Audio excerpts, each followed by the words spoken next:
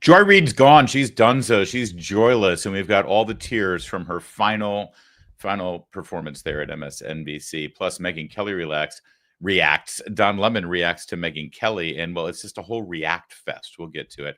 Also, federal employees are so upset that they have to justify their existence that they're going on CNN when they could be spending that time writing the memo that Elon Musk has asked them to write.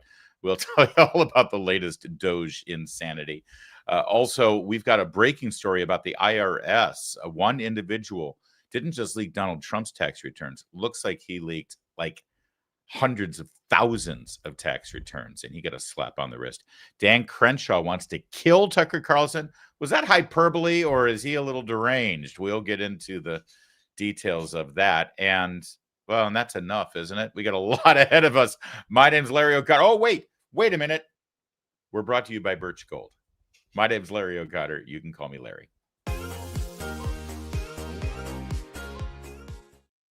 Have you seen the news from economists forecasting a depression, not a recession, a depression by the year 2030? We're in a perfect storm right now as Social Security and Medicare hit a breaking point with the largest generation hitting retirement. Smaller workforce means a smaller tax base. Pair that with our growing national debt, rising cost of living. We have a problem.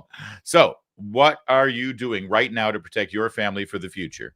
Gold can be a safe haven in hard economic times, and Birch Gold makes it easy to diversify a portion of your savings into physical gold. All you got to do is reach out to Birch Gold. Birch Gold is going to help you transition an existing IRA or 401k into an IRA in gold, and it doesn't cost you a penny out of pocket. Protect your future today. Text my name, Larry, Larry, to 989898. You're going to get a free info kit on gold, and then you're going to get a copy of a book. It's called The Ultimate Guide for Gold in the Trump Era. It's got a foreword by Donald Trump Jr. There's no obligation, only information. That's what we're in the business of here, information. We're going to throw it all at you for free. Text my name, Larry, Larry, to 989898. Do it today. Hey, thank you for sticking with us over a couple of days off. We could not stream live from CPAC. Too chaotic there, but what a weekend it was. And yesterday we had what was called the CPAC plague. Got sick from being at CPAC and burning the midnight hours there. So thank you for bearing with our day off yesterday. But we're back and we're raring to go. We are back, which is more than we can say for Joy Reid. Joy Reid is no more. Joy Reid's been fired. She's been canned. She's been pink slipped. She's been axed. She's been cut. She is donezo over at MSNBC. Before her final broadcast, she took to the interwebs and she did another one of those bizarre, freakish selfie videos to her social media following. And here's what happened in the middle of it. My show had value, and that, I'm sorry, that what I was doing had value. And in the end, I'm sorry, I try not to cry on TV. And I think this is kind of like me on TV, so I apologize. And that it mattered. I see Karen is there, and she's been texting me as well. And so what I will just say is that in the end, thank you.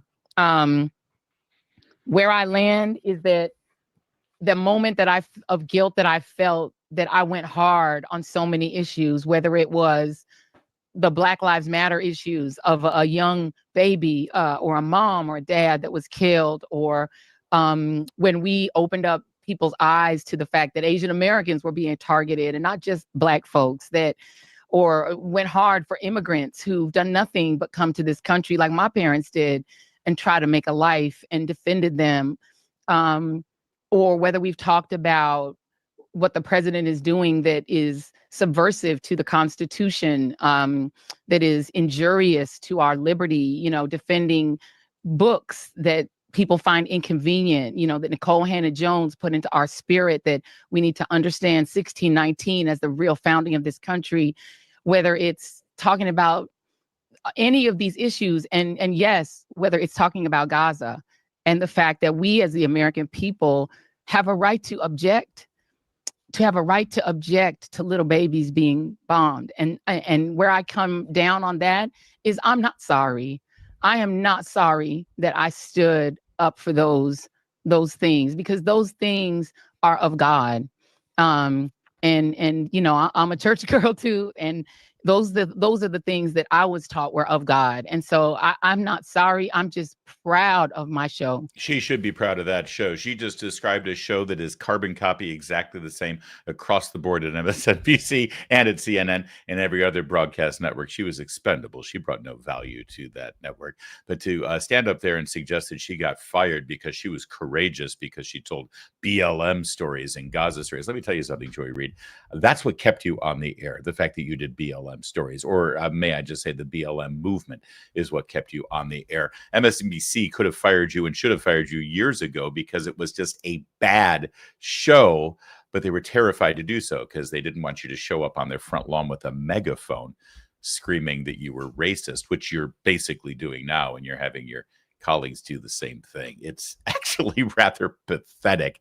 But all the tears reminded us of another one of these bizarro world selfie videos that Joy Reid did a couple of years back. I think it was during the pandemic when people were losing their jobs. And she had this to say about people crying about losing their jobs. These are people that weren't Joy Reid, of course. Other people crying about losing their jobs. In America, there's a thing about both white vigilantism and white tears, particularly male white tears. Really white tears in general, because that's what Karens are, right? They Karen out, and then as soon as they get caught, it's like green waterworks. So tears, white tears, and Karens, they Karen out. Karen, used in this context, of course, is a slur against white women, a disparaging remark about white women.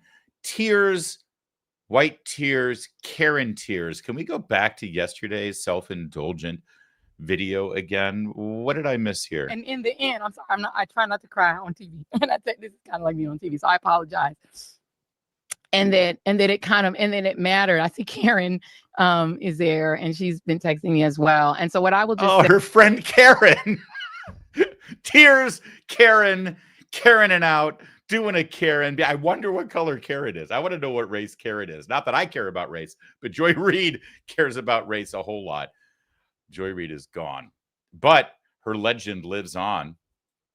Rachel Maddow took to the air. You know what? I want to hold Rachel until a little later. Let's go back to how Joy started her show yesterday, her final show. Oh, look, she dressed for the part. Is she wearing a tracksuit? Hold on. Her show spent money on branded tracksuits for the whole team that matched the color of the backdrop.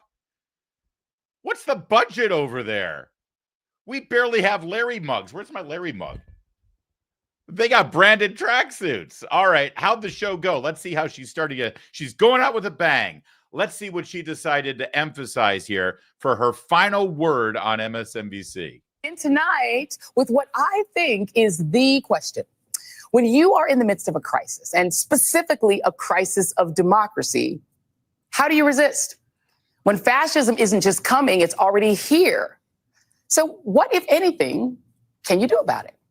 Well, for one thing, you can try to learn from history, from what people in this situation in countries around the world and in America have done before. As my friend Rachel Maddow always says, history is here to help. America hasn't always been a free country for everyone, and we've had resistance movements from day one. From enslaved people fighting their captivity. Shout out to Harriet Tubman, who was a 92%er before 92%ing was cool. And even taking up arms during the Civil War. To the women's movement and the workers' rights movement and the Stonewall gay rights movement. They've all been versions of the fight to make this a free country for everyone and to have a true multiracial democracy. And that is history's most important lesson, right? That the most important thing, the first rule, is to fight back, to never stop resisting. Do not obey in advance, as Tim Snyder put it. Do not take the knee, to throw in a Game of Thrones reference. Even if it's scary or uncomfortable or inconvenient, just keep saying no, or finding creative ways to say no in small ways and large. Medgar Evers said, do not shop where they will not employ you. Dr. King championed the Montgomery bus boycotts to become the leader of the civil rights movement. The labor rights movement shut down factories and hobbled industries to win the 40-hour work week that you enjoy right now, and more recently to ensure the right of workers to work from home during COVID. Wow. She is quite the martyr, isn't she? And she's fighting for everybody. It's amazing. She showed all those great American protests there, but nowhere in there was the MAGA movement, America First movement, or the Tea Party movement. Those are great modern day examples of political protest in this country, but no, she didn't have room for them. She is the Rosa Parks of cable news. Although it's interesting, she replaced Melissa Harris Perry on weekends at MSNBC, another Black woman famous for wearing tampons as earrings one time to protest something. And Joy Reid replaced her and then ascended up the ladder to her primetime show. Joy, there have been a lot of liberal Black women on MSNBC before you, and there will be plenty after you. You're not a civil rights icon just because your show sucked and they canceled you. But then as the show progressed, this was my favoriteest part. They had the ubiquitous panel discussion, as we always have on cable news, and she brought on 3 of the remaining white anchors that still have their show on MSNBC. That's right. The 2 primetime hosts that got fired are women of color, but these whiteys stayed, plus Chris Hayes. Or is that Chris Hayes? No, that's Rachel Maddow. I always get them confused. So she brought them on to have a panel discussion about how her show is ending. And Lawrence O'Donnell, it's exactly like the specials, except I can't ask Maddow for cocktail tips when she's trying to write 8,000 words of copy. And I'm like, well, can't you just tell me one thing about the cocktails? No, I have to write this copy. Thank you all for being here. Let's talk about this, because I wanted you guys to be here with me because you are my comrades in arms in covering this insane moment that we're in when it comes to what is happening in our country. I want to start with you, Rachel. I would love for you to give our audience just your take, your tips. What do you think people can be doing right now that's effective? Well, first I want to say that I love you, Joy. I love and you. that I am bereft. She loves her and she's bereft, but she couldn't bother to bring her ass to the studio to say goodbye. She loves her and she's bereft, but I'm just going to connect here on my Skype with, what is that, 9600 baud AOL.com connection? Oh, only O'Donnell actually got to the set to say goodbye. Nicole Wallace couldn't even remember to take her reading glasses off until halfway through the segment. You can never convince me. I don't know if there's ever going to be any proof of it. There's no evidence. It's speculation. But you will never be able to convince me that Rachel Maddow did not either have a heads up about Joy Reid's pink slip or maybe even gave approval for it and was on board for it. I know enough about Rachel Maddow and her reputation at that network and in other media ventures that she's been associated with to know that she's got a heavy hand when it goes to who her colleagues are. My favorite part about this, though, if you think about it, this is perfect for MSNBC and Joy Reid in particular. In her final segment, we're all just going to talk to each other and agree with each other about what we believe.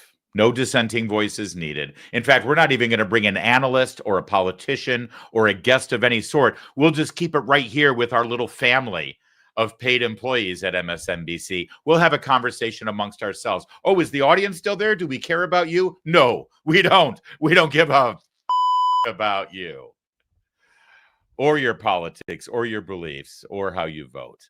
That's the perfect ending for the show. Actually, no.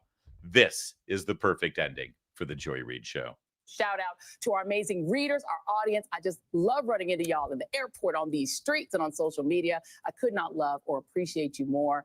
Thank you, thank you, thank you for holding us down. Almost 5 years. We are a toddler, and we out in these streets in this world, and we are not going to stop. That is tonight's readout. You can follow me on Blue Sky, Instagram, Threads, and on Substack at substack.joy. It's at joyandread.substack.com. Also on TikTok and Facebook at Joy Reid Official. Inside with Jen Psaki starts now. Follow me on Blue Sky and Threads, she says. Don't forget to hit me up on MySpace. Y'all still talking on CompuServe? Because that place is lit. I'll be all over it. Oh, the live stream Substack between Joy Reid, Jim Acosta, and Jen Rubin is going to blow this country up. I can't wait for it. Later in the day yesterday, we learned that there were more firings, just carnage at MSNBC, including Katie Fang's weekend show. She's Asian American. Jonathan Capehart's weekend show. He's black. A gentleman of Arab descent whose last name is unpronounceable. That may be why his show didn't last either. And Lester Holt, black anchor of NBC News, announced he was stepping down. I'm sure it was voluntary. Even Keith Olbermann took notice of the fact that MSNBC and NBC News is guilty of, well, let's just call it racism. Sorry, these are your rules that you set up, political left. I sit through all of my DEI trainings, and I am told that when just one race of people, or when all non-whites are hired and retained, and when white people are hired and retained and given oodles of money like Rachel Maddow is, and the non-whites are all fired and subjugated to lesser positions, that's an indication of racism. And that's exactly what NBC News is doing right now. I like to not go there, but these are your rules. I'm just following them. And in fact, Rachel Maddow, when she had her program last night, well, even she had to draw attention to it and take the side of the righteous few who have been fired. All the other nights except for Mondays. So that's a big change. An even bigger programming change is at 7 p.m. Eastern, where Joy Reid's show, The Reid Out, ended tonight. And Joy is not taking a different job in the network. She is leaving the network altogether. And that is very, very, very hard to take. I am 51 years old. I have been gainfully employed since I was 12. And I have had so many different kinds of jobs, you wouldn't believe me if I told you. But in all of the jobs I have had, in all of the years I have been alive, there is no colleague for whom I have had more affection and more respect than Joy Reid. I love everything about her. You know what? The more overboard she goes here about how great Joy Reid is and how much she loves her, the more I am convinced that she participated in her axing. I'm sorry. That's just, Rachel Maddow got her start on MSNBC as a guest on the Tucker Carlson show. That's right. There was a Tucker Carlson show on MSNBC. They had a different perspective back then. Then she was a regular guest on Keith Olbermann's show. Keith Olbermann was the big dog. He was the top show at MSNBC. He made all the money. He had the highest profile. He was the man at MSNBC. And Rachel Maddow was a regular guest and sometimes a guest host for him. And then when Keith Olbermann started to have some problems with management, as he always does, no matter where he's working, and they ended up firing him, Rachel Maddow was there to twist the knife. And now she's the big dog, and it's amazing how that works. But she went on to make sure that, look at that expression on her face. That's the expression on her face right after she says, I love Joy Reid. You tell me. This woman is an assassin. You can't convince me otherwise. And then she goes on to communicate to her audience that she's on the righteous side of this entire thing here. She took Joy Reid's side. There's just, hey, my hands are tied. I'm under contract here. She couldn't do anything about it. Sure. Let me ask you something. You think if Rachel Maddow said, if you fire Joy Reid, I'm out of here, you don't think that would have made a difference? But of course she didn't do that. So here she is going after her network. I have learned so much from her. I have so much more to learn from her. I do not want to lose her as a colleague here at MSNBC. And personally, I think it is a bad mistake to let her walk out the door. It is not my call, and I understand that, but that's what I think. I will tell you, it is also unnerving to see that on a network where we've got two non-white hosts in primetime, both of our non-white hosts in primetime are losing their shows, as is Katie Fang on the weekend. And that feels worse than bad, no matter who replaces them. That feels indefensible, and I do not defend it. It's indefensible. You read between the lines. She's calling NBC racist. She's calling her network racist. She works for racists. She works for basically the KKK of cable and network news. That's what she's saying right now. And, well, we'll now roll the clip where at the end of Rachel Maddow's program, she walked out under protest and said, I cannot work for these racists anymore. I cannot collect the $25 million a year they give me to do a podcast and 1 or 2 shows a week. I cannot, in good conscience, take that dirty blood money, and I will now relinquish my anchor chair and my salary to a person of color. In fact, I want Joy Reid to come back here. I will pay Joy Reid out of my pocket to take over my show. Could we play that clip, please? Can we? No? Oh, she didn't do that? I'm sorry. Miss 51-year-old integrity over there, who is all about the principles and the values and diversity and inclusion and equity. She didn't do that. She didn't actually make a personal sacrifice to help out the friend that she loves and that she's learned so much about. Really?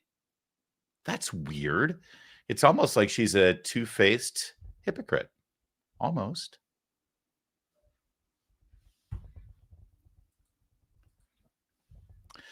Listen, you may be picking up some schadenfreude here from a lot of us because we're happy that Joy Reid is gone, but actually we're not. Joy Reid was the greatest thing that ever happened to us. I don't know what, it's like half of our clips were Joy Reid clips, right? And Megyn Kelly, our colleague as a streaming host, also lamented this moment in her own very unique way. Take a look at Megyn. But the big news tonight will be Joy Reid's final show on MSNBC. Single tear, white woman tears happening right here, Joy. She was officially fired over the weekend because she's a racist, horrible news anchor with no ratings. And that's really been the truth for a long time. MSNBC is under new management, and I guess they decided to come to grips with reality. The truth is, this is very sad news for us, as she's provided so much material over the years. I feel the way I felt when Brian Stelter got fired, but he came back, and you never know. I'm sure Joy Reid will wind up doing something where we will continue to get to respond to her absolutely insane POV. We're going to get into what it means with our guest today for the full show, Victor Davis Hanson. All right, so we'll let Victor Davis Hanson, VDH, have her time with Megyn there, but you get the idea of how Megyn Kelly celebrated this, and she's right. She's 100% right. Listen, Joy Reid has been an awful human being to anyone who disagrees with her politically. She's only been nothing but horrendous and obnoxious to all of us. And by the way, an incredibly divisive individual, because so much of her perspective and political point of view come from drawing very stark racial lines. Everything is racist with regard to Joy Reid. And if you're not the same race as she, well, you're a devil. That's pretty much how she presented the news on a regular basis. Megyn Kelly, of course, is absolutely correct in that this actually is going to make a lot of us on our team have to work extra hard. I mean, Kevin McMahon, our producer, is probably actually going to have to put in a full day's work now, because we're not going to be able to just pull easy to grab low-hanging fruit Joy Reid clips. Sorry, Kevin. You suffer the most on this whole thing.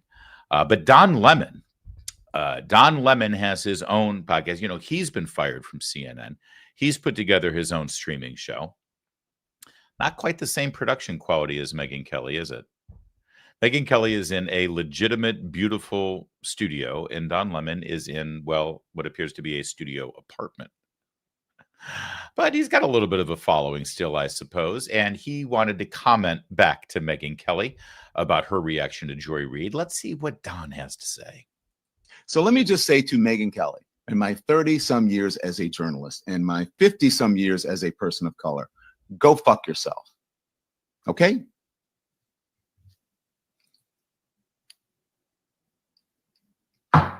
I usually don't like to talk about her because she's one of those people, she thrives on it. She has built the second part of whatever of her career on being a troll. So this is what Megyn Kelly said about Joy Reid, right? And remember, Joy Reid is a woman, Megyn Kelly is a woman. She's supposed to be all about women and, you know, supports women. Okay, so this is what she said. Remember when Joy Reid laughingly mocked white women tears as pathetic and offensive to her?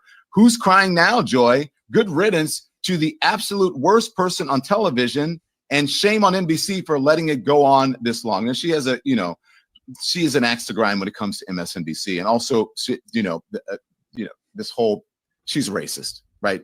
It's just, I'm gonna give you the evidence.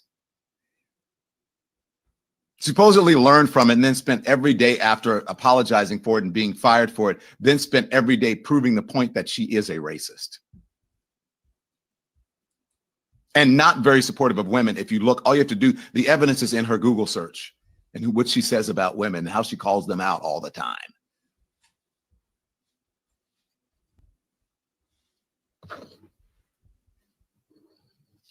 The worst person. No, Megyn Kelly.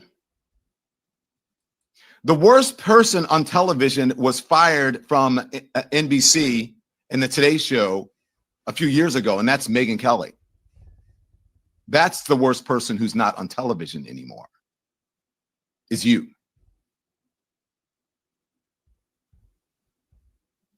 That's the worst person who's not on television. So hurrah for that.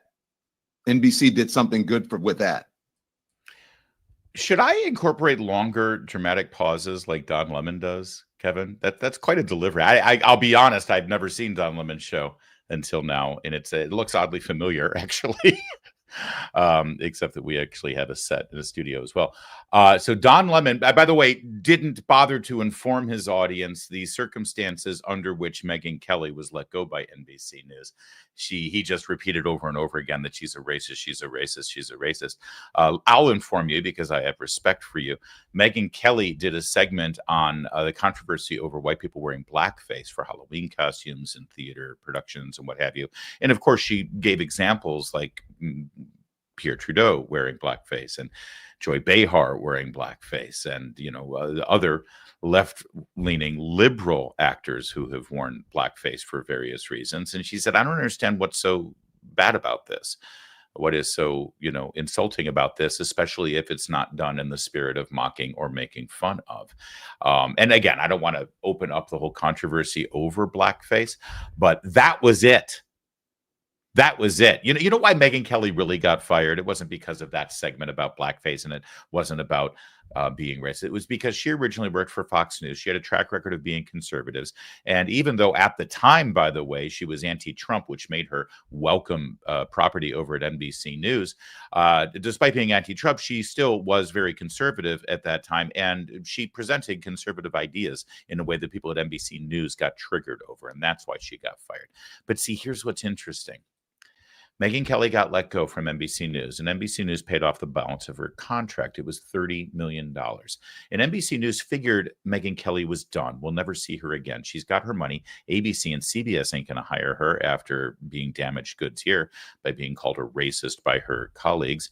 And Fox News isn't going to hire her back because they parted company in a less than harmonious way. So we'll never hear from Megyn Kelly again. But see, here's what Megyn Kelly did. She utilized new video streaming platforms, got rid of the gatekeepers, and went direct to you, the consumer. Plugged in a microphone, plugged in a camera, and now Megyn Kelly is bigger than she's ever been. She's wealthier than she's ever been. And may I say, she has more influence than she ever did when she was on the network or when she was on cable news. Because again, she doesn't have to worry about gatekeepers. She can go direct to you. There's no filter. And she participates in what we call the democratization of the media. Now, have you noticed a trend here? Because I'm going to point that trend out to you because it's really informative as we look at Don Lemon in his studio apartment trying to do the same thing. And no doubt Joy Reid about to do the same thing. Megyn Kelly, Tucker Carlson, also a very high-profile dismissal from Fox News. Does that end his career? No. He goes independent, starts streaming. He's got his own private network as well as social media platforms. He, I could argue, has more influence than he ever has and is certainly wealthier than he would have been had he stayed on cable news. But how about Dan Bongino, who's in the news right now? Dan Bongino had a weekend show over at Fox News, and Fox News decided to part ways with him as well. What's going on at Fox News? It's interesting how they keep parting ways with all of these pretty good broadcasters, podcasters, and communicators. Did that stop Dan Bongino? No, he built an empire with his podcast and his streaming platform, and now he's the deputy director of the FBI because, again, the influence and the platform that he had. Do you notice the trend here? Conservative way. You could say the same about Bill O'Reilly. Bill O'Reilly was dismissed from Fox News as well. Did he fade into the sunset? No, he did the same thing. He still got his platform. He still communicates. He still streams. On and on and on. You can name conservative voices, conservative communicators with conservative ideas that for one reason or another, they go sideways with corporate management and they end up going independent, doing their own thing, and they're bigger than ever. I'll give you another one. Ben Shapiro. Ben Shapiro was a radio talk show host on KRLA for Salem Media in Los Angeles. He got into a fight with management there. Management fired Ben Shapiro. Think about this. Management in Los Angeles decided Ben Shapiro was not going to have a future in talk radio. Boy, the radio industry sometimes misses it, right? They sometimes make a bad call. Ben Shapiro decides, hell, I'll go independent. I'll start my own podcast. Ben Shapiro's doing okay for himself. Do you see the pattern? And this is why I bring it up. What's next for Joy Reid? Well, probably the same thing that was next for Keith Olbermann, or the next thing that was going to happen for Chris Wallace at CNN, or how about Jim Acosta, or how about Jennifer Rubin at the Washington Post? How about Andrea Mitchell? How about Chuck Todd? All of these huge names from network and cable television who were liberals. And as soon as they get fired from corporate, they try to go independent and you never hear from them again. It's almost like there's not a demand for their content, but there is a demand for right of center America First content. The only way they had platforms, the only way they had a voice, the only way they had influence was to get propped up by the corporate media structure. And as soon as they get cut off, they disappear. Now, I could be wrong. Joy Reid might end up being the next big, huge streaming podcaster. But do you think that's going to happen? It really tells you something that as soon as you get rid of the gatekeepers and the corporate infrastructure, and you, the viewer, can go out of your way to connect with us, the communicator, right of center ideas start to flourish and expand and grow. And, well, before you know it, you're winning elections. All right. Federal workers really hated Elon Musk asking them to explain what they accomplished last week. I don't quite understand it. I love bragging about what I do at work to my boss, but they didn't have time to respond to the email, but they did have time to sit on CNN and bitch about it. Take a look at this. First, just tell us about this email and what it was like receiving it and what you all have talked about after getting it. Sure. I got this email Saturday afternoon, about 3 p.m., and I felt absolutely infuriated getting this email with a demand within 48 hours to provide a response on what I did within the last week or face termination.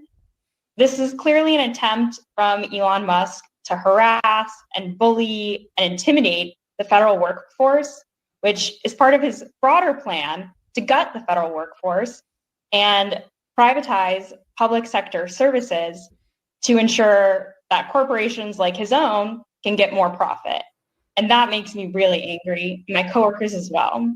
All right, Uptalker, let me explain something to you. In the time it took you to rant about Elon Musk and new management and new ownership there at the top at the federal government, you could have written 2 of your 5 bullet points. That is unless, of course, you didn't accomplish anything last week. This is so standard. Listen, I have sympathy for the individual, not her, but I have the sympathy for certain individuals who are working in the federal government who are facing termination right now. I don't like it when anybody loses a job, but here's the thing. I don't remember Breonna Keeler doing a big segment like this when people lost their job during the COVID pandemic because things got shut down. I don't remember her doing this segment for federal workers who were threatened with getting fired by Joe Biden if they didn't get the shot. Right? How many federal workers lost their jobs because they wouldn't get the COVID shot because Joe Biden was the bad guy, but now they're trying to make Elon Musk the bad guy because he's merely asking you to open your email and reply. And she has to understand, and I hope all the other federal employees understand, that your tears are falling on deaf ears here, okay? Everybody in the private sector, everybody in the corporate world at one time or another, often on a regular basis, has to prove to their employer that they're bringing it, that they're getting something done. This is so standard in the corporate world, especially when there's new management or new ownership. Okay? We're the ownership, we're the taxpayer. But we hired a new CEO. His name is Donald Trump, and we hired him to fix the waste, fraud, and abuse and make the government work more efficiently. It's just like when a board hires a new CEO to cut the fat of a corporation and make it run better. And oftentimes that new CEO comes in with his new management and upper management, that would be the cabinet secretaries, and they hire an efficiency expert, that would be Elon Musk, and say, all right, let's get a handle on this, figure out what everybody's doing, who they report to, what they're accomplishing, what their role is, and let's see where we can make things more efficient. And that's the email that you just got. And the fact that you think that it's, in some way offensive and insulting for you to write down 5 things about what you do and how you accomplish it. If my boss asked me to do that, I'd give him 10 things. And then I give him 10 more ideas about how other people aren't pulling their weight and we could actually run better and more efficiently around here. And here's my ideas on how things could be better. And by the way, if you promote me and give me a raise, I'll make things better here. That's how normal people respond to management asking them about what they've accomplished. They actually prove how essential they are. And the fact that that lady isn't tells you something. But Anna Navarro tried to take up their cause, and then she ran into a buzzsaw named Scott Jennings. Abusive of federal workers, and it is just plain wrong. And it's random. It's abusive. It's random. It's abusive. Yes, I do. I do think that I think the way that they are. Yeah, I think the way that they are treating them. Why? How is this abusive? Scott, have you ever gotten an email from someone that said you better do this or else you're going to resign? Yeah, it's called having a boss in the private sector. From someone who's not your boss. The White House is every federal worker's boss. That's number one. Elon Musk is not anybody's boss. Scott, how is Elon going to evaluate?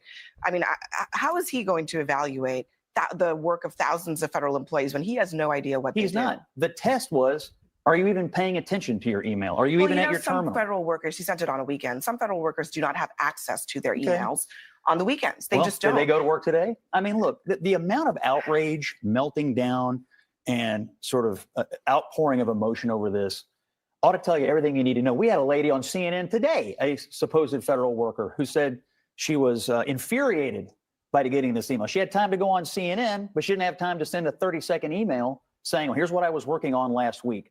This is what people in the private sector have come to hate about how they view the public sector. And I think there's a great many very dedicated public servants.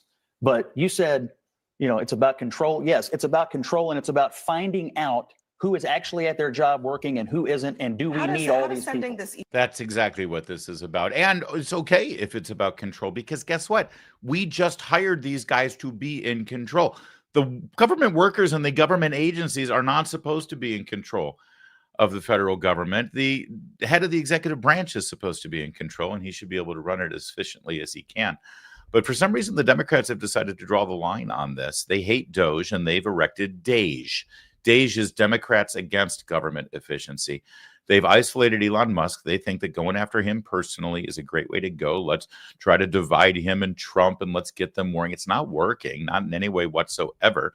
But they're going to continue to die on this hill because this is where their power is. So enter Hakeem Jeffries into the MSNBC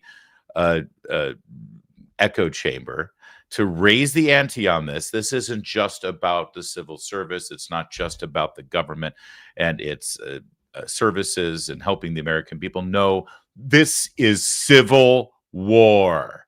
Hear from you that you understand the scale of the threat and you have ideas about how to interrupt what feels like something that we have not experienced since the Civil War in terms of the threat to our republic. Well, it's certainly the case that we understand the scale of the threat. That can't be doubted. The CBC, which I'm a part of, definitively understands the scale of the threat. Our communities have been under siege, as you pointed out, since before the Civil War.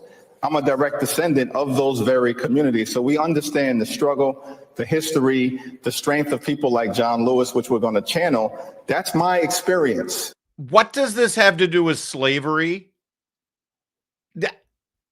No, I'm serious. What does this have to do with slavery? I'm a pretty smart guy. I'm pretty quick. I understand these things. What are they talking about? The Civil War and slavery, and then he jumps to John Lewis and the civil rights struggle. And it's, why is this suddenly a racial thing? I'm sorry, is Elon Musk just firing Black and Hispanic and Asian federal workers? Oh, no. That's right. That's MSNBC and NBC News. That's what they're doing over there. So maybe it's just hard for them to kick the habit. What? That's my personal experience. That's my family's experience. And so we understand that. And as a caucus, it's definitively the case that we understand that. Listen, we launched a rapid response task force and litigation working group. It's going to be led by Joe Neguse and, of course, a brilliant constitutional lawyer, Jamie Raskin, to be able to respond to and work with our allies like Tish James and others in part of what we are responding to. Listen, Elon Musk and Donald Trump, they're flooding the zone in part to create distress, to create a sense of invincibility and inevitability. Yeah, well, because that's what winning an election is all about. I remember when Barack Obama used to say that, we won, you lost. Elections have consequences. But all of this, it's historic. It's the worst thing since the Civil War. Bill Clinton and Al Gore had a thing called reinventing government, where they came in and they bragged about how they were cutting the federal workforce and they were making it more efficient and they consolidated things. George Herbert Walker Bush, after the Cold War and after the Berlin Wall fell down, they did a whole process of reevaluating the Pentagon and making the military and the contractors that work with the military more efficient. That was before 9/11, of course. Franklin Delano Roosevelt, look it up, in 1932 ran on a platform of cutting the federal government by 25%, consolidating agencies, and yes, making government more efficient in 1932. There's nothing new here. This is what politicians have been promising to do for decades. They just win the election then and not do anything about it. This one's doing something about it. And by the way, you don't even have to go all the way back to FDR. You can go right back to the Biden administration. Well, of course, they didn't cut federal jobs. No, their policies killed private sector jobs. See, it's funny. You hear from somebody that works at the EPA really upset that they're going to lose their job now. But that person at the EPA could very well have been responsible for a coal miner losing their job, right? Or somebody in the automotive industry in Detroit losing their job because of unconstitutional regulations mandated by the EPA.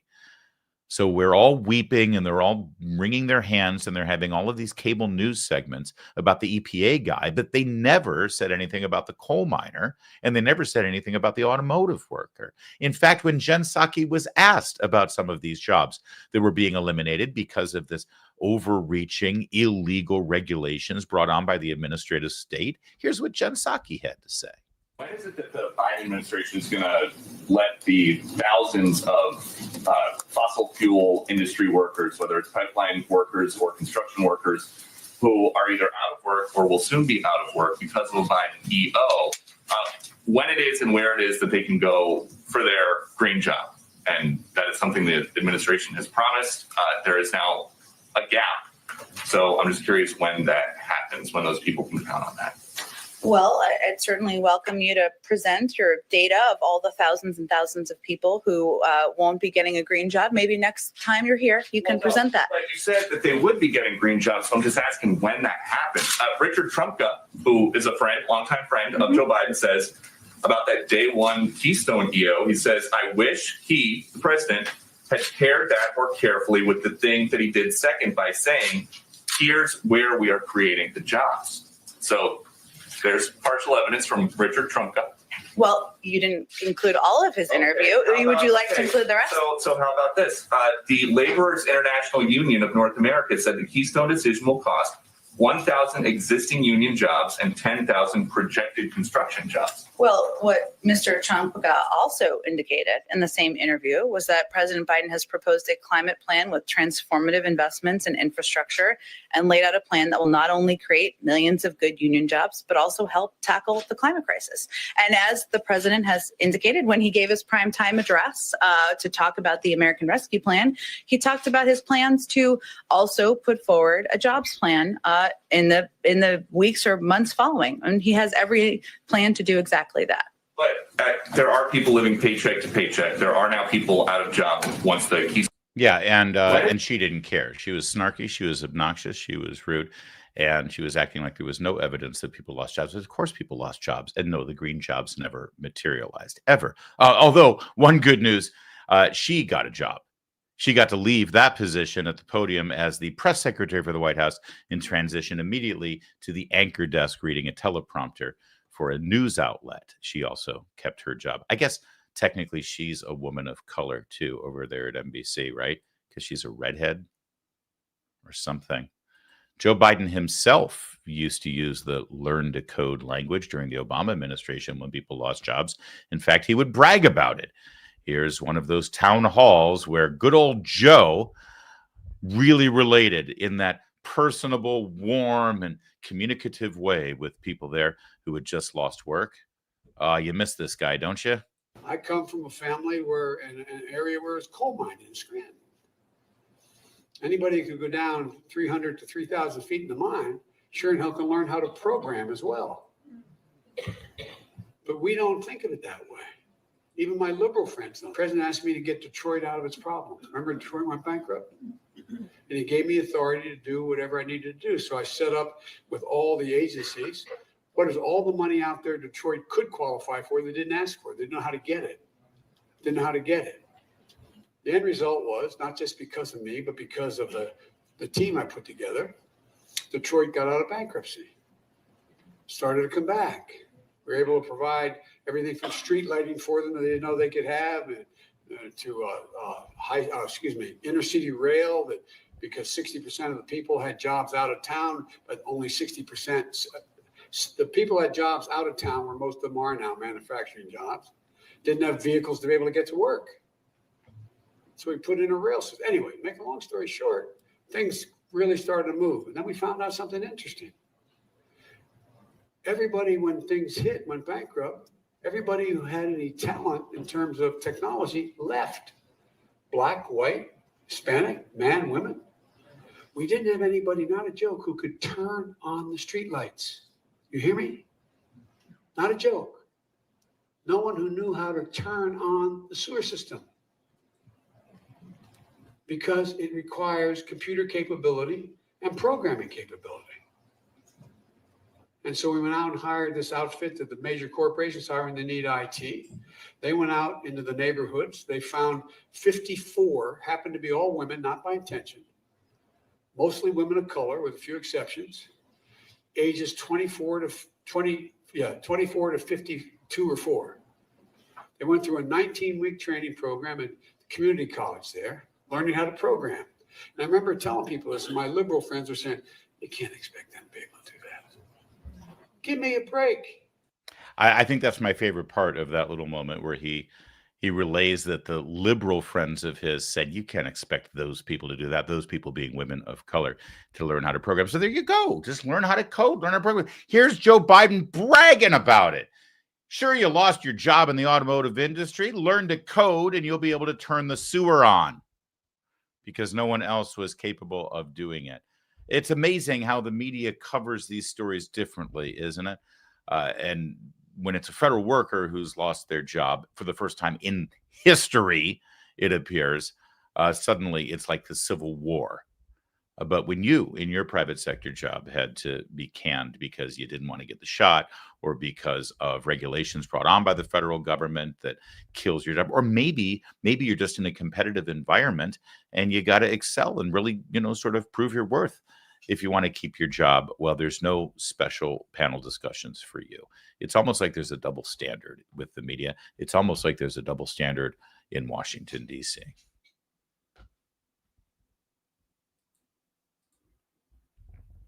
Dan Crenshaw is a Navy SEAL. He's a member of Congress. He lost an eye in combat, and he could kick my ass. So anything I'm about to say about him, please, I'm just kidding around, Dan. You're Navy. You should be able to take it, right? We joke. Here's Dan Crenshaw saying that he wants to kill Tucker Carlson. Have you ever met Tucker? We've talked a lot. I ever meet him, I'll find the He's the worst person. Thank you. Now he's Have you off ever the met mic. Tucker? Let's listen again. We've talked a lot. If I ever meet him, I'll probably tell him. He's the worst person. If I ever meet him, I'll probably kill him, he said. Yeah, in fact, do we have the we don't actually have the dialogue here broken down, do we? But that's what he said. Oh, here it is. After our interview, this is Steve Edgington from GB News. After our interview, I asked Dan Crenshaw if he had ever met Tucker Carlson. He said, I would kill him if I saw him. I laughed it off. He said, no, seriously, I would kill him. Watch my interview below where I asked if he is a neocon. Well, that's a good idea. Let's watch that, shall we?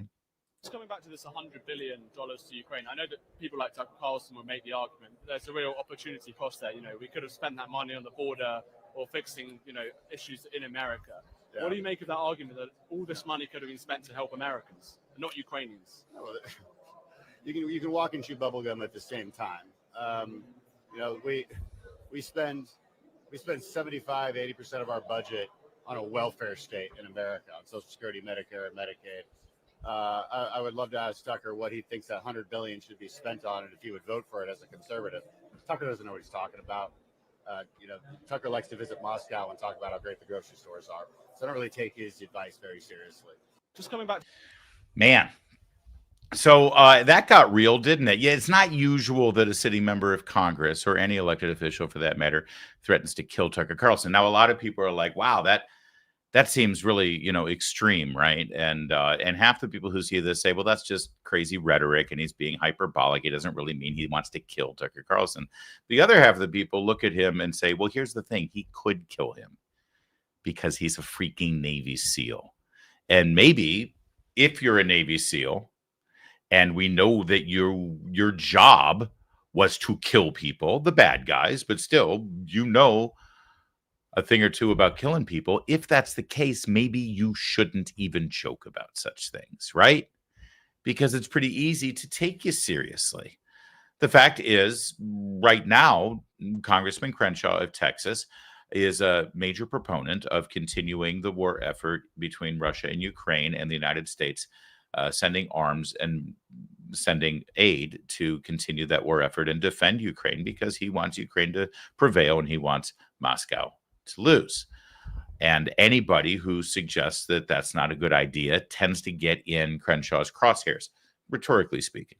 Figuratively, that would be Tucker Carlson. Tucker Carlson is very much on the opposite end of that conversation. And, well, that's where these two butt heads. The thing about Tucker is he doesn't threaten to kill anybody,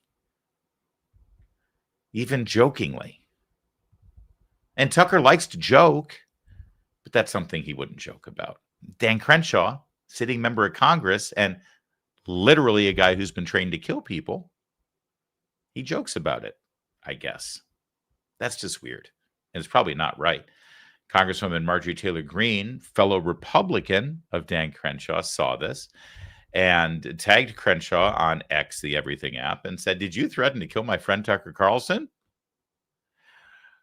To which Congressman Crenshaw said, LOL, no. But he did. I mean, didn't he? I mean, it wasn't sort of a punchline. It wasn't sort of a, ha ha, you know what I mean? Here's the great thing about X, the Everything app, by the way. The next thing you know, Elon Musk is chiming in on the same thread saying, why is Crenshaw homicidal regarding Tucker? And then, of course, Tucker sees it and replies, why don't you come sit for an interview and we'll see how you do. I'll send you my address, Dan Crenshaw. And I think that's where it ended. We haven't had any other response from either Congressman Crenshaw or anyone else involved in this, but it is kind of strange. And now it's time for me to tell you my story. Let me just say, Dan Crenshaw never threatened to kill me, nor I him. But I did have an encounter with Congressman Crenshaw. It was at an event in downtown Washington, D.C., and it was social, and we were all having a nice time, and we were having cocktails. And I don't think Mr. Crenshaw, in fact, I don't even know, I shouldn't say we were having cocktails. I was having a cocktail. I can't remember if Congressman Crenshaw had a drink or not. He may have had a beer. And he asked me if I knew Tucker Carlson because he knew what I did for a living. And he asked me if I knew Tucker Carlson. I said, yeah, actually, I've known Tucker for a long time. We go way back. And he did not even hesitate to tell me how much he hated Tucker Carlson. Now, I can't remember independently for sure if he used the word, I'd kill him if I saw him, okay? Because even if he did, it didn't make an impression on me because I tend to not take that kind of language seriously, although in retrospect, perhaps I should have. But I can tell you in this encounter with Dan Crenshaw about Tucker Carlson, Congressman Crenshaw went off and spent many, many, many minutes laying into everything that he thought was wrong with Tucker Carlson, how subversive he is, how impactful he is, how negative of an impact he has on American politics and the American culture and American political dialogue. And I definitely, whether he used these words or not, I walked away with the impression that Dan Crenshaw, at the very least, wanted to kick the shit out of Tucker Carlson. So this is not a one-off. This is the kind of thing that he does. And like I said, I take it for what it's worth. I report, you decide. But it seems to me if you're a congressman and you're literally a retired Navy SEAL and you spent a lot of your military career killing people, that should probably be removed from your vocabulary, even if it's just hyperbolic rhetoric. Generally speaking, if you don't like somebody and you're very fully capable of killing him, lay off the I'd kill him if I saw him kind of language. It's just my advice. Take it or leave it. Trust me, Congressman Crenshaw, I got no beef with you. Just you go that way, I'll go this way. We're going to be fine.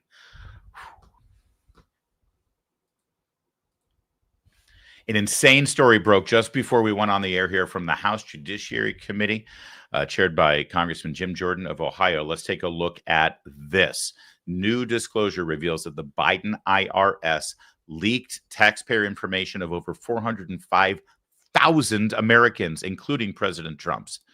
This is amazing in the shadow of everybody screaming hysterically about Musk and Doge being able to access people's personal financial information, right? We can't let them do that. They're going to be able to see our financial information. It's like, first of all, the only way you can get to the bottom of waste, fraud, and abuse is if you can see financial information. But I don't think they need to see every individual taxpayer's amount, right? But here is a case where the Biden administration literally did that. Isn't it funny how everything they immediately accuse Trump and Musk and conservatives of doing, they've been doing all along? 405,000 Americans, including Donald Trump's. IRS's admission confirms the committee's suspicion and recent reports that show the scope of the leak was much broader than what the Biden administration's IRS initially led the public to believe. Yes, exactly. That's very important. See, the House Judiciary Committee for the last 2 years has been trying to get Biden's IRS to release this information, and they wouldn't. They hemmed and they hawed, and under oath during committee hearings, they would never be specific, but they never suggested that the leak amounted to 405,000 Americans. Nearly 500,000 Americans' tax forms were leaked. And it wasn't just leaked like randomly. It was to two left-wing publications, ProPublica and the New York Times. In May 2024, an IRS spokesman stated that more than 70,000 taxpayers were affected. More than 70,000? Well, that's a hell of a lot more. It's 405,000. That is that's about 5 times more, 6 times more. We found that it's actually over 405,000. This is a massive scandal. Jim Jordan first launched his inquiry into these leaks last year, getting answers for the American people. Yes, thank you, House Judiciary. Here's one line from the letter that they put out. This came back from the IRS. There was a request from the Judiciary Committee, and here's the reply from the IRS. Documents sufficient to show the precise number of taxpayers and other entities whose protected taxpayer information Mr. Littlejohn inappropriately accessed or leaked. We'll get to Mr. Littlejohn in a moment. Relying on data analysis by the Treasury Inspector General for Tax Administration, that would be TIGTA for those of you playing at home, and the IRS mailed notifications to 405,427 taxpayers whose taxpayer information was inappropriately disclosed by Mr. Littlejohn. Approximately 89% of the taxpayers are business entities. Now, here's the letter specifically, the full letter from the Department of Treasury to Congressman Chairman Jim Jordan. I just read that first thing that's circled. Number 3 here, as you can see highlighted, all documents and communications referring or relating to the IRS's efforts to notify victims of Mr. Littlejohn's crimes, including but not limited to how the IRS established dedicated email address. Basically, how did you communicate this to taxpayers and what response have you gotten so people know if their tax information has been leaked? How the IRS is notified or plans to notify victims of whether their protected taxpayer information was provided to a third party, including but not limited to the New York Times and ProPublica. When the New York Times receives stolen, leaked tax information on businesses and individuals, why don't they notify the authorities? I mean, they know that this is stolen goods, right? What, they're just going to go through it and find things that are newsworthy and then run with it? Doesn't that make them sort of participants in the crime, right? What's the news value here other than partisanship? And number 4, all documents and communications between or among the Internal Revenue Service and Department of Justice referring or relating to Mr. Littlejohn's unauthorized access and disclosure of confidential taxpayer information. Now, why is it important to get the communications between the IRS and the Justice Department? Well, because Mr. Littlejohn, his name is Chaz Littlejohn, Charles Littlejohn. He goes by Chaz. By the way, if you're named Charles and you go by anything other than Charles, Charlie, or Chuck, there's something wrong with you. I am very suspicious of anyone who goes by Chase or Chaz, all right? There's certain nicknames that you can have when you're named Charles, and there's certain ones you should avoid at all costs. Chaz is one of them. I'm very suspicious. Chaz Littlejohn stole up to 15 years of tax returns of over 400,000 taxpayers to send a liberal advocacy group, ProPublica. IRS repeatedly downplayed the number of victims, and Biden gave him a one-count sweetheart deal. At least the judge maxed out the sentence of 1 count. That is correct. Chaz Littlejohn, Charles Littlejohn, in January of last year, 2024, as we were going into the presidential election season, pled guilty to 1 count. 1 count of unauthorized disclosures of income tax returns. He was sentenced to 5 years in jail. He's 38 years old. Charles Littlejohn released 15 years worth of tax returns on 405,000 tax-paying entities. Each one of those disclosures should have been a count. But the Biden Justice Department, led by Merrick Garland, working with the IRS, these are the same people who gave Hunter Biden his plea deal. They pled to 1 count. You see, as you hear all this screaming and crying about Kash Patel and Dan Bongino over at the the FBI, and Pam Bondi at the DOJ, and about how people are going to get fired and people are going to be investigated because of the abuses that we've seen in the Justice Department. When you hear all that whining and complaining from Adam Schiff, of all people, about desperately needed reforms at DOJ, just remember this, that this guy specifically leaked Donald Trump and an additional 405,000 taxpayers' information to the New York Times for hyper-political purposes.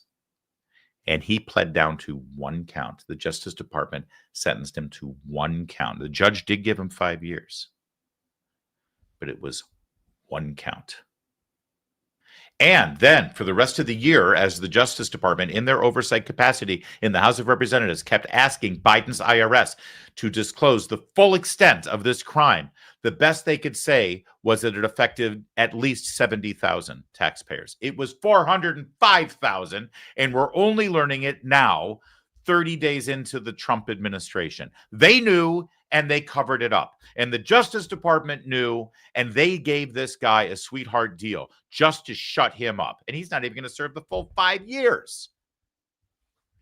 There are no repercussions when you're a Democrat and you do the bidding of the Democrats, if it's to hurt Donald Trump or any other America First Republican, ever.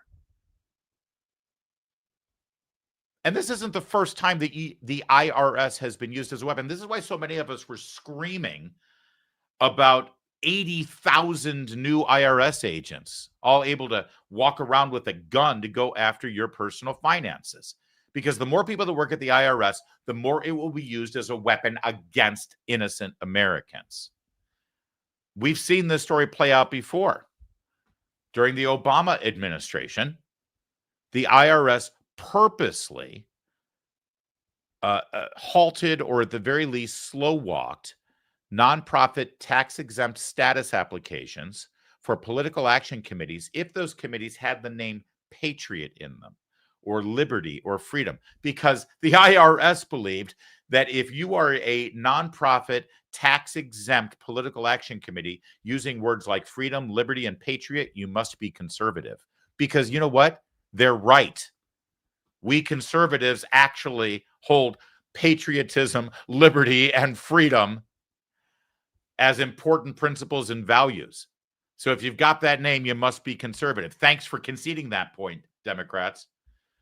Barack Obama's IRS did that, as NPR puts it here, aggressive scrutiny of conservative groups. They targeted them. They targeted conservative groups, and they kept them from being able to achieve nonprofit status in time for the 2010 midterm elections and the 2012 presidential election. And here it was, October 2017, 7 years after the fact. And who paid the penalty at the IRS? Nobody. This is what the IRS did. They apologized. Oh, that makes it better. We are sincerely sorry for breaking the law. And shockingly, the Obama Justice Department didn't press any charges. So Democrats, when they occupy the White House and they control the Justice Department, they see the IRS as a political weapon to hurt innocent Americans. I'm just curious. When you get a letter from the IRS, are you terrified? The answer is yes. Why? Why?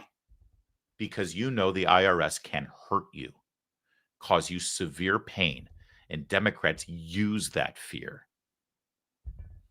This is why they hate any idea that reduces the impact, scope, scale, and power that the IRS has, because they use it for their own political purposes. And then, if it's abused, like in the case of the IRS doing aggressive scrutiny of conservative groups, they just apologize and it's fine. Or if they get one guy who leaks 405,000 tax returns to the New York Times and ProPublica to hurt conservatives, hurt businesses, and hurt Donald Trump, one count, 5 years, everything's fine. Byron Donalds was asked about this the other day, Life, Liberty, and Levin, and he summed it up pretty well. No, it has nothing to do with that. It has to do with this very simple thing. They love the massive bloat and waste because it's like you said, Mark, they get to fit all of their little pet projects underneath the covers where nobody can see it. You got Stacey Abrams and one of her climate fund groups is supposed to get $2 billion when if you look at their tax returns, their revenue is only $100 and they're getting $2 billion. This is the kind of stuff. They're so upset about Elon Musk and the Doge team having access to the Internal Revenue Service data and to the Treasury payment system. But there's a report that came out the other day that under Joe Biden, he let 53 researchers and students, unpaid people, go in and actually have full access to the data of the American people at the IRS. Joe Biden's administration let that happen. So they have no problem with the waste and the fraud and the abuse as long as their special interest groups are being funded and their ideology is being promoted regardless of the will of the American people. But our country can't simply survive that. We are very thankful that Donald Trump and his team are saying enough is enough. They are going to save this nation for the American people and begin the process of restoring a constitutional republic. That's right. Byron Donalds, Congressman of Florida, well said there. Here's the bottom line. They scream and they cry and they whine and they protest and they march in the streets and they try to beat down doors and they get their megaphones and they scream on cable news about Elon Musk and Doge because they shouldn't have access to our private financial systems. They shouldn't have access to taxpayer information. They're going to leak it. They're going to exploit it. They're going to hurt you. Meanwhile, that's exactly what they did. It's exactly what they did. Everything they accuse us of doing, they have already done. And when they get caught, nothing happens. And that's the real problem in Washington, D.C., and that's why this election was so important. That's it. A fine Tuesday production here for the big old Larry all capital letters show. Ball State alum, what a man, what a dude, what a stud. Lord, why are you calling me Lawrence, and why did you spell it wrong?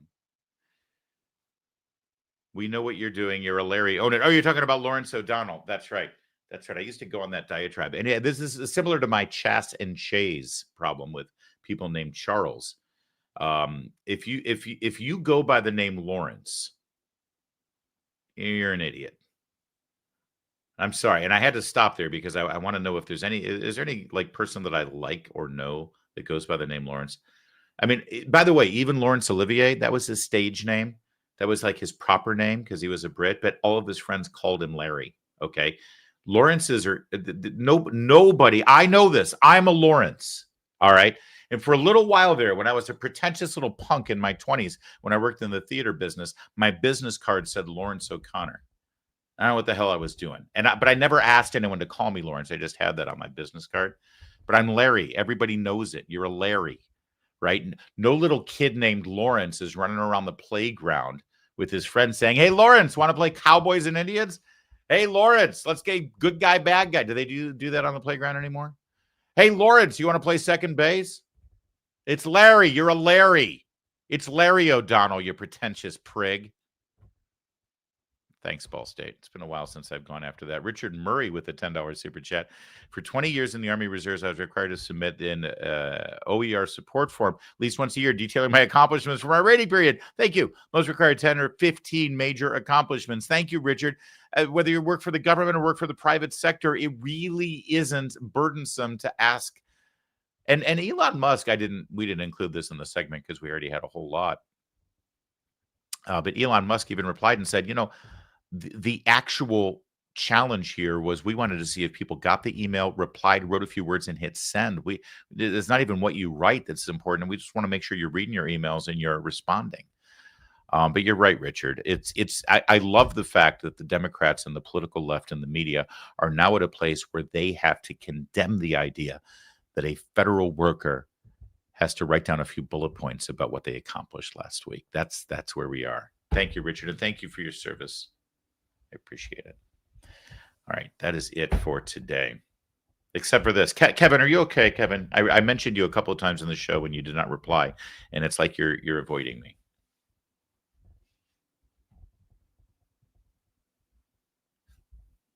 I'm doing great. You're all right. Are you sure? I worry about you. Yeah, should you plug your book? No, why would I? Oh, where is my book? Oh, you know why? I had to take that book with me to CPAC and I forgot to replace it. Thank you. I'll put it back.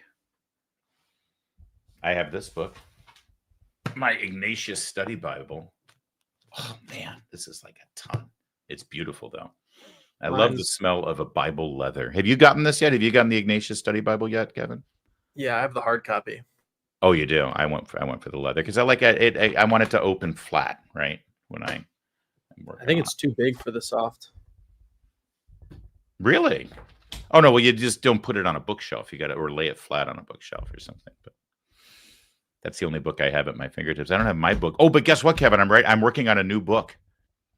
Are you excited? Oh boy. That's gonna be great. You're gonna love it. It was inspired by my weekend with Kurt Schlichter. So I'll just let your imagination run wild on that.